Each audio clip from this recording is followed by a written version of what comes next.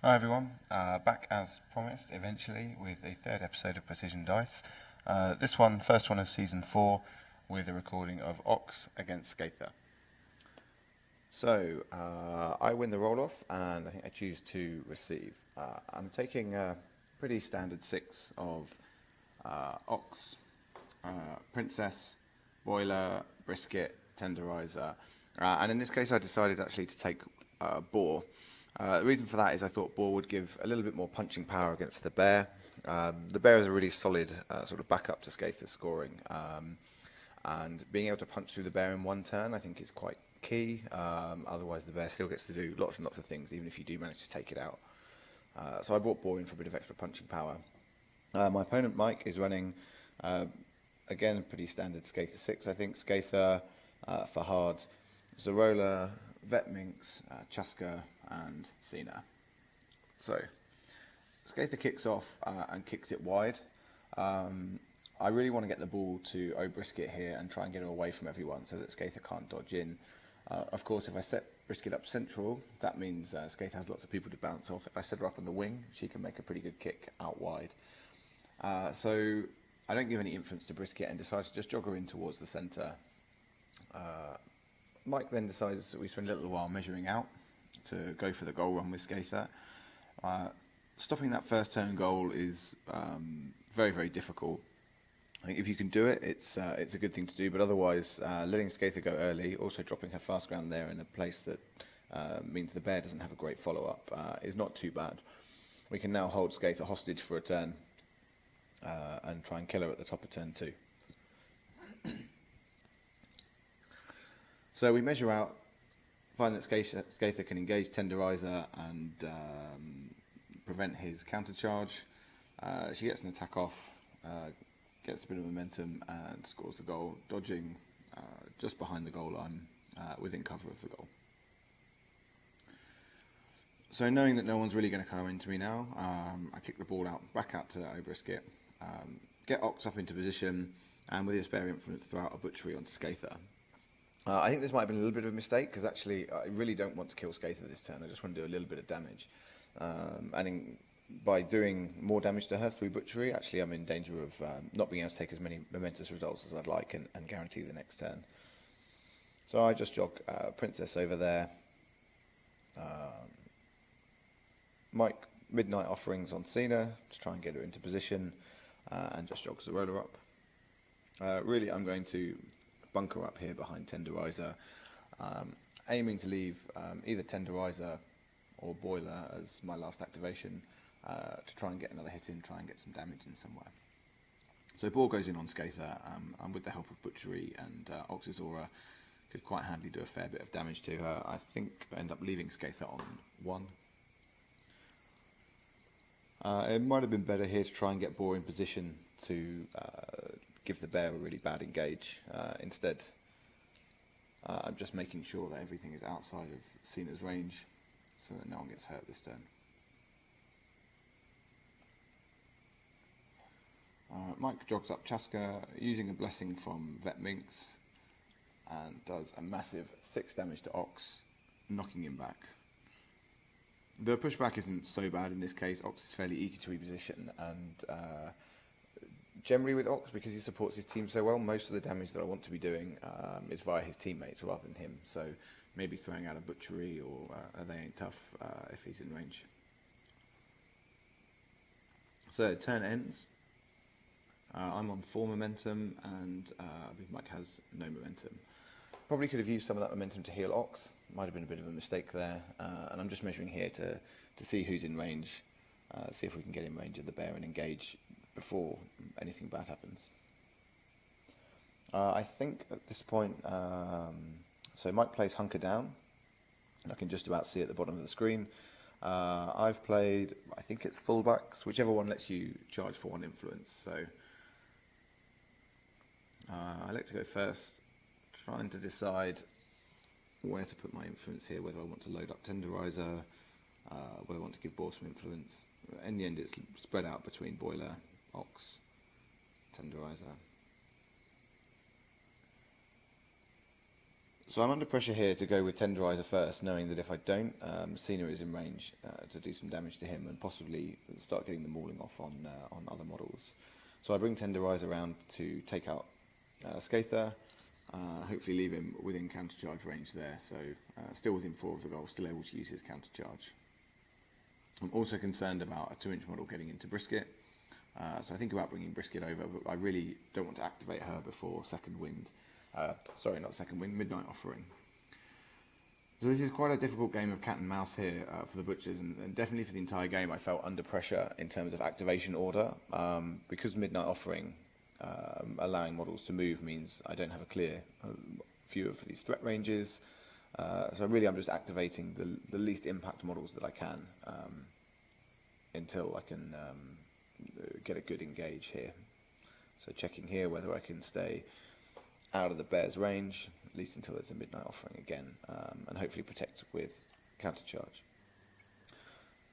So Boar up there at the top is a little bit vulnerable to Fahad, probably quite bad positioning there. I wanted to bring him out to potentially engage. If he gets locked up by the cat's going to generate a fair bit of momentum off him just from a free charge, and he's not going to get his free charge back.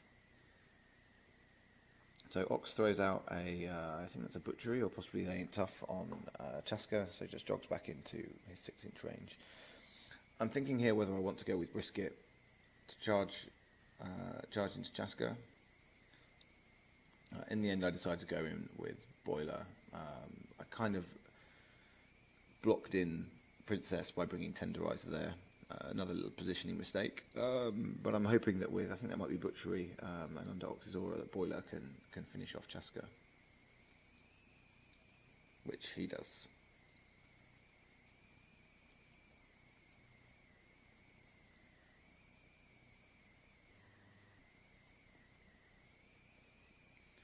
So we have a bit of a think here about what to do next. I've still got Princess and Brisket to go, remembering that they can charge for 1 influence.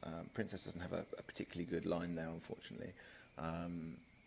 So I'm having a think about whether I want to bring Princess over to support Boiler, potentially in range of the bear, or whether I'm about to lose Boiler to an attack from Cena. Deciding that I really don't want to... I think Boiler just got hit by a chain bolus there to snare him, so definitely going to be in trouble from Cena now. I think I decided where to put Princess, and in the end just jog her around kind of near to Boiler on the off chance that he survives. So Cena comes in, staying in cover, and he's going to make some attacks on Boiler.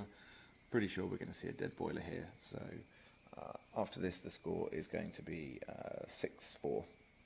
So 2 takeouts from the Butchers, takeout on Chaska and a takeout on Skatha. Skatha has a goal, and we're about to see a dead Boiler. So 6-4 to Hunters. I'm on 3 momentum and Mike's on 4 momentum. I know I have some reasonable game plan cards, and I'm thinking about whether I want to take that charge with Brisket on Cena and to get the momentum to be able to guarantee next turn. Mike decides to counter, and I managed to hit the 2 damage double dodge to get Brisket out of the way. Brisket drops the ball onto Ox on the way. So I'm now 4 momentum and Mike is on 3. That was quite key to then being able to win the next turn and to be able to play the cards that I need to here. Now at this point I'm still under a lot of pressure because Cena's in a position where she can come in on Ox with the ball and Tenderizer, potentially get a mauling off. So even winning this turn, I need to do something about Cena straight away. I give Boar 1 influence. Boar's not in range to deal with Cena, unfortunately, so the whole plan of bringing Boar in to deal with the bear, I haven't really got him into a good position to do that. Chaska comes on at the side of the pitch. Skatha comes on the side as well, gets herself into fast ground, so she's in a pretty good range to threaten that goal again. So you can't quite see the influence here, but I've given Tenderizer, I think, 3, Boar 1, Ox has been loaded up with 5, Boiler has 2, and I think Brisket has, can't see there. So my only chance here really is for Ox to go in to Legendary and to try and take out the bear.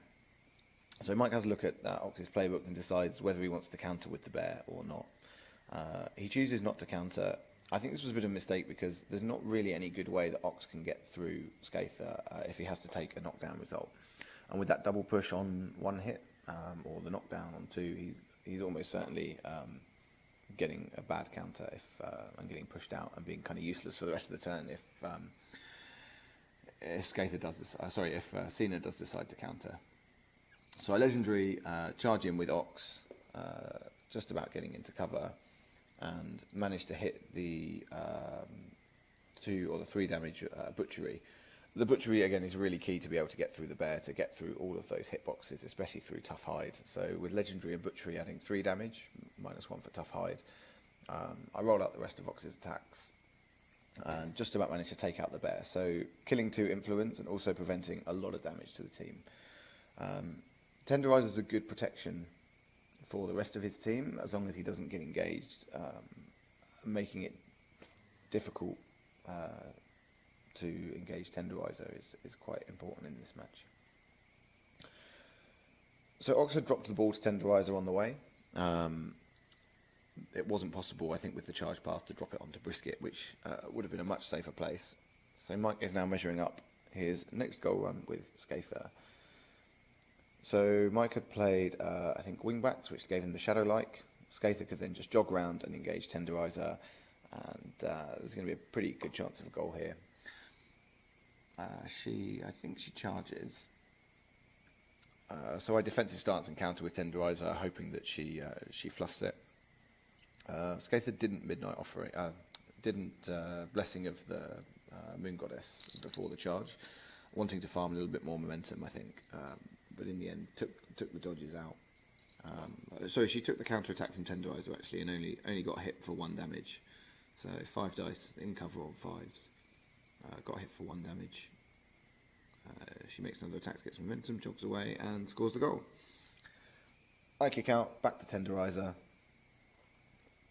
And we're pretty much where we were a minute ago, except the score is now 10-6. So 3 takeouts for Butchers, 2 goals and a takeout for Hunters. So by going and taking that goal, I've now had a chance to be able to use Boar to get in on for hard. Not too worried about the point here, more just making the most of Boar's attacks to be able to generate some momentum before Fahad locks him down. He's not in Ox's legendary range, so Boar is in range of Ox's aura, but Fahad is out of it, so it's only 1 extra damage. So Boar takes the 1 damage 3 times, killing Fahad. So that's now 2 activations that I've managed to kill with Butchers. So at this point now, Minx has no influence, so Minx is just going to jog over and give a blessing to Chaska, setting up for that boombox again. I see if Princess is in range to get into Skatha. The dog is not, unfortunately, so I just jog him up ready to go again soon. Chaska comes to boombox Brisket, being 5-1 against males, but she still gets a hit, so 6 damage and no push. So Brisket's now on half her health. So only Zorola left to activate. Butchers still have Boiler left to activate. And Tenderizer as well, actually. So Zorola decides just to get the hell out of dodge. I think what Mike's worried about here is getting another easy kill to get to 8, and then a quick goal for the Butchers. I'm measuring up here to see if Boiler can get in range of both Skatha and Chaska. Skatha healed before her goal, so she's on, I think, 10 or 11 now. Chaska's also a little bit low from having just come back on his recovery level. What I'm looking to do here is see with Boiler if I can get an axe throw on Chaska, which will get him down to 1 health, and then put me in range to go first next turn for axe throw on Skatha and an axe throw on Chaska to kill both of them at the top of the next turn. In the end, I don't think it's possible, so I decided to go in with Boiler on Skatha, just take some regular attacks, seeing as Tenderizer didn't do very well, and hit a knockdown bleeding Skatha. Checking here to see if there's a marked target possible on Chaska for next turn. I'm on 3 momentum, Mike's on 0, and we go into the next turn.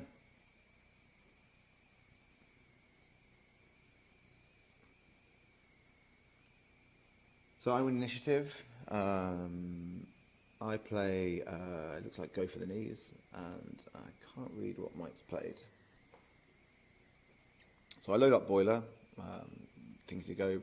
Brisket has jogged over here with the ball.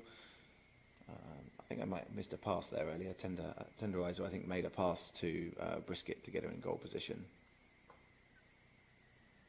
So Boiler's going to have the +1 attack here and try and finish off Skatha. Unfortunately, that means he's not going to be able to finish off Chaska, because Chaska's on. What I wanted to do was get that axe throw last turn so that his bleed takes him down to 1, throw an axe on him and then jog into Skatha and finish her. Unfortunately, Skatha was just on a bit too much health last time, which is why I engaged her with Boiler. So Mike jogs the bear on at the side, and I realise actually my activation is forced here again. I've got a snared boar after being chain bolused by Sorola. And Boar's in real trouble. If he gets hit by that bear, which we measure he's just in range, then he's going to be in a bad way. If he gets killed by the bear, that's game to Mike. So I'm now fully trying to protect my players here. In the end, I take a pass to Boar with Brisket, knowing that shuts off my goal run, but hopefully saves him. So she can then jog over and dirty knives Chaska, ready for a kill a little bit later on in the turn. I also heal her just to make sure she doesn't get killed by another boombox straight away. So most of Mike's influence now, he's got some on Skatha, looking potentially for that snowball goal to get him to 11, and then potentially a mascot kill, or just to put the clock on where if I don't finish it this turn, that he has a first activation snowball to finish the next turn. So Zorella comes in on Boar. Boar still has the ball here. And I think Zorella manages to just get a dodge here or there, so takes some momentum here from either dodges or pushes. So my only way of saving Boar here now from the bear, who's in real trouble, is to take a 1-die pass with no momentum to bonus time to Ox, needing a 3+. That lets him dodge over the box. He's still snared, so he can't go very far. But by dodging him over that box and away, it means he can now charge Chaska, hopefully killing that stack of influence and saving himself from the bear. That pass was key. I think without making that pass, he dies to the bear and it ends 12-7 to Hunters. So being able to get there, needing a 3+, was particularly key for this matchup. So taking out Chaska there, taking out 3 influence, I think he also had Blessing on him, and also managing to kill an activation was a big turning point for this game. Skatha now, the score should now be 10-9, I think. Skatha is now looking to get away, so she uses her legendary, puts up Blessing of the Moon Goddess, buys an attack on Boiler, and manages to get the double dodge, so that's 4 inches of dodge, and then she sprints away over the fast ground, so just getting herself to safety there. This is actually a great place for Skatha to be, because the kill is now not really on, out of range to get Boiler in and throw an axe. It also means that she can just jog back in the snowball next turn, so if Mike can get a mascot kill, we're both pretty high on clock at this point, but if there's a mascot kill on, or even just a snowball next turn and something else, that'll be game for Hunters. So Skatha still presents a bit of a problem for me.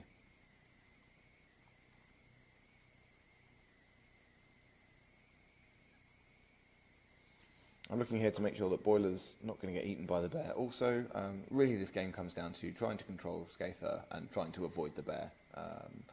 The rest of the models, Chaska can usually just shoot out 6 damage on someone. Minx is a pretty good support piece, as is Zorola. So really there's 2 models in this game that you're really worried about. We do quite a bit of measuring here.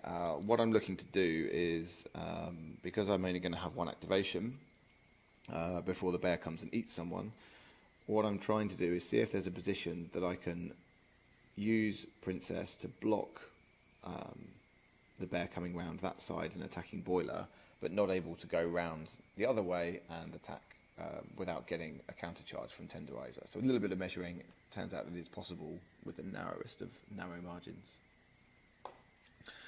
Of course, what he can do here is go with Cena, kill Princess, and then take that snowball goal with Skatha. So I still really only have 1, maybe 2 activations to get that finisher.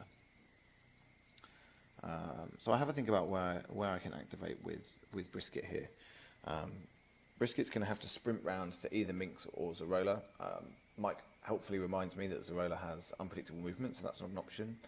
So Brisket's going to have to generate an influence off of Minx, hope she doesn't get tackled, or at least that she can hit that tackle back, and take that goal. So she's not able to super shot either, because she has to sprint round to Minx. So measuring 8. Brisket's going to jog round, attack Minx. We decide to go base to base in case Minx just gets her dodge. Minx counters. Brisket hits her momentous 2 damage. Healing herself on the last turn was actually quite key. I think I used Ox to heal her, or perhaps Boar to heal her. She was only on 10 health, so she only heals 2, I think. Either way, she only healed 2 health, but it was really important to set up that next turn for Minx to make sure that Minx isn't 5 defense. Brisket hits an momentous 2, generating a momentum. Minx counters and doesn't get the tackle, and then Brisket takes a shot and scores to win the game.